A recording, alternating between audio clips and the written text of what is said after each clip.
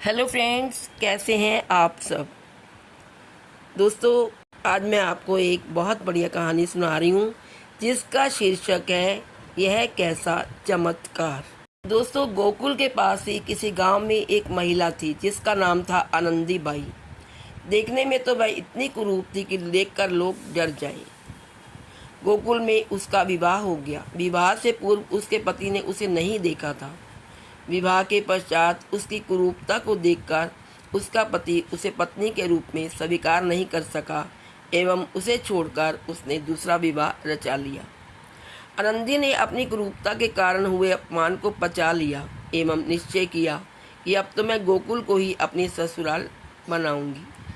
वह गोकुल में एक छोटे से कमरे में रहने लगी। घर में ही उसने मंदिर बनाया और श्री कृष्ण की भक्ति में मस्त रहने लगी। आनंदीबाई सुबह शाम घर में विराजमान श्री कृष्ण की मूर्ति के साथ बातें करती, उनसे रूठ जाती, फिर उन्हें मनाती और दिन में साधु संतों की सेवा एवं सत्संग श्रवण करती। इस प्रकार कृष्ण भक्ति एवं साधु संतों की सेवा में उसके दिन बीतने लगे।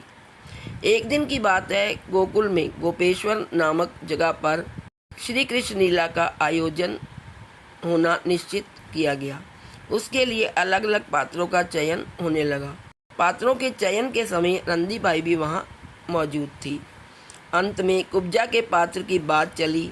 उस वक्त आनंदी का पति अपनी दूसरी पत्नी एवं बच्चों के साथ वहीं उपस्थित था। अतः आनंदीबाई की खिल्ली उड़ाते हुए उसने आयोजकों के आगे प्रस्ताव रखा। सामने यह जो महिला खड़ी है वह कुब्जा की भूमिका अच्छी तरह से अदा कर सकती है, अतः उसे ही कहो ना, यह पात्र तो इसी पर जचेगा। यह तो साक्षात कुब्जा ही है। आयोजकों ने आनंदीबाई की ओर देखा। उसका कुरूप चेहरा उन्हें भी कुब्जा की भूमिका के लिए पसंद आ गया। उन्होंने आनंदीबाई को कुब्जा का पात्र अदा करने के लिए प्रार्थना की। श्री कृष्ण लीला में खुद को भाग लेने का मौका मिलेगा, इस सूचना मात्र से ही आनंदीबाई भाव विभोर हो उठी। उसने खूब प्रेम से भूमिका अदा करने की स्वीकृति दे दी। श्री कृष्ण का पात्र एक 8 वर्षीय बालक के जिम्मे आया था।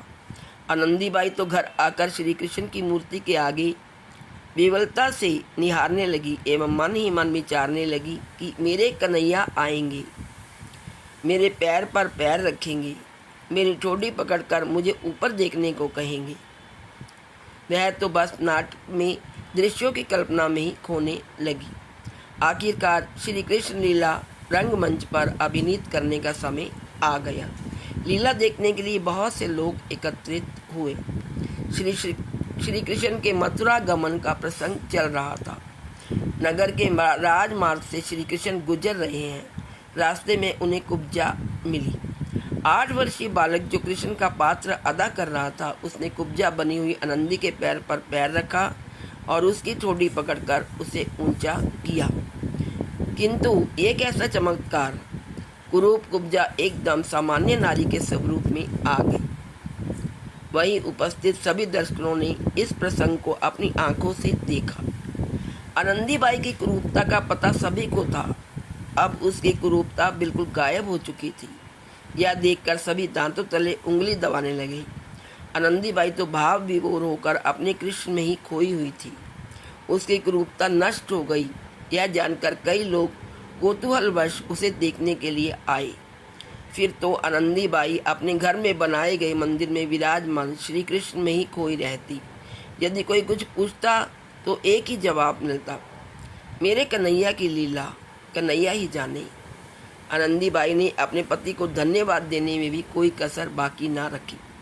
यदि उसकी क्रूरता के कारण उसके पति ने उसे छोड़ ना दिया होता तो श्री कृष्ण में इतनी भक्ति कैसे जगाती। श्री कृष्ण लीला में कुब्जा के पात्र के चयन के लिए उसका नाम भी तो उसके पति ने ही दिया था।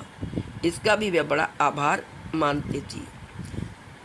तो दोस्तों, प्रतिकूल परिस्थितियों एवं संयोगों में शिकायत करने की जगह प्रत्येक परिस्थिति को भगवान की ही देन मानकर उन्हें उनका आभार व्यक्त करना चाहिए, उनका शुक्रिया अदा करना चाहिए, उन्हें धन्यवाद देना चाहिए। धन्यवाद देने से, शुक्राना करने से भी प्रतिकूल परिस्थिति भी अनुकूल हो जाती है। उसमें भी उन्नति हो जाती है। तो दोस्तों, ये है आज का प्रसंग। आशा है आपको यह प्रसंग बहुत अच्छा लगा होगा। यदि आपको वीडियो अच्छी लगी तो प्लीज़ वीडियो को लाइक करिए, शेयर करिए और सब्सक्राइब करना ना भूलें।